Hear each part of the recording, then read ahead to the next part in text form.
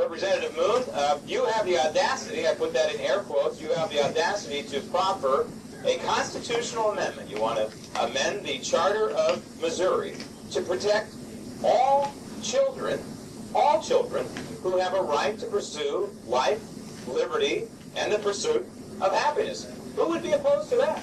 Shouldn't be anyone, Graham, and thank you for bringing up that point. This all came about as a result of reading the statutes of Missouri. Back in 1988, I believe it was, Chapter 1, Section 205 stated that the General Assembly recognized that life begins at conception. When I read that, I thought, man, this is good stuff. And not only that, but the baby and the mother, the parents, have a protectable interest in the life and health of that baby throughout the whole gestation period. And so that's what started this effort, because in Section 2, it states that this law is subject to decisional interpretations by the Supreme Court. And that's horrendous.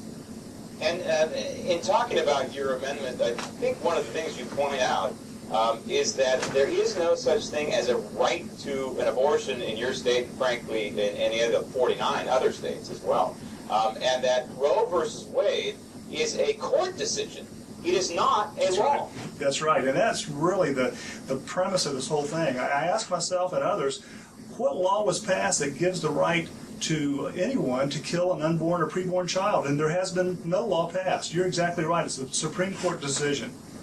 Also, the 10th Amendment works into this picture as well. And the 10th Amendment, the framers of the Constitution put the 10th Amendment in there for this express purpose, I believe, and that is to allow a state like Missouri to say, hey, this is what we believe, and if you don't like it, you don't have to live in Missouri. Exactly right. And I think if we have the will as a legislature, we can get this done. I think that's the key phrase, though, if we have the will, and I'm kind of wondering if we really do. All right, now the opposition, and I'll speak for the way the left speaks because I deal with the left, progressive left all the time, and they'll say, okay, what about cases of incest? What about cases of rape? Do you make any accommodations for that? I point out on this program, these are very, very minute, very rare cases. But do you deal with that in the amendment at all? There is no exception, and here's the reason. You know, I don't agree politically or ideologically, try to get that word out, with some of these guys, but I don't think that Jesse Jackson should be killed or not be allowed to live because he was a product of rape.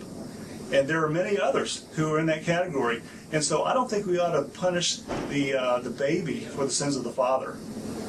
But there is some opposition, not from the left, but from the right. You're getting some opposition from folks who are pro-life. Can you explain that one to me? Yeah, you know, that's really baffling me. The Missouri Right to Life, in fact, one of the premier and foremost leaders against abortion in Missouri, came to me and told me that they're not for this. And when I asked them why, they really can't give me any substantive answers except for the timing's not right.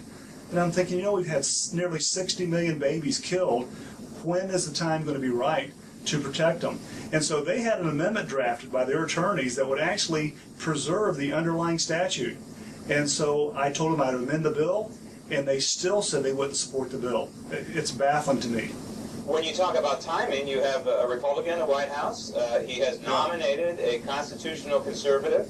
It seems to me, and there could be, by the way, one, maybe two more coming after that. By the time a case like this, which will be challenged probably all the way to the Supreme Court, makes its way to the Supreme Court, it could be a very conservative bench. Don't you agree? Well, sure, but I think it goes back to the first point that was made, that this was just an opinion made by 7 men. And I think that we need to have laws passed from the bottom down, and starting with Missouri, to say that people don't have the right to kill a developing human baby.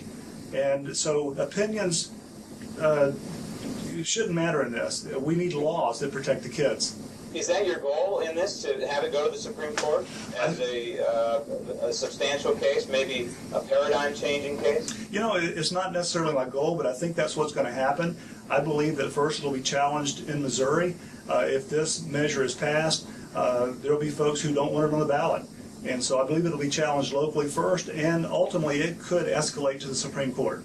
Are Missourians behind this? What kind of feedback are you getting? Well, a lot of positive feedback. Of course, we have the leftists who are coming out in total opposition, but we expected that.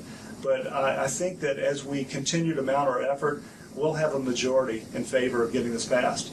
Well, if not now, when? I ask somewhat rhetorically here. Yes. You got to fight these small battles to win the ultimate war. Representative Moon, thank you and good luck. You're welcome. Thank you for having me on the Coming show. up next.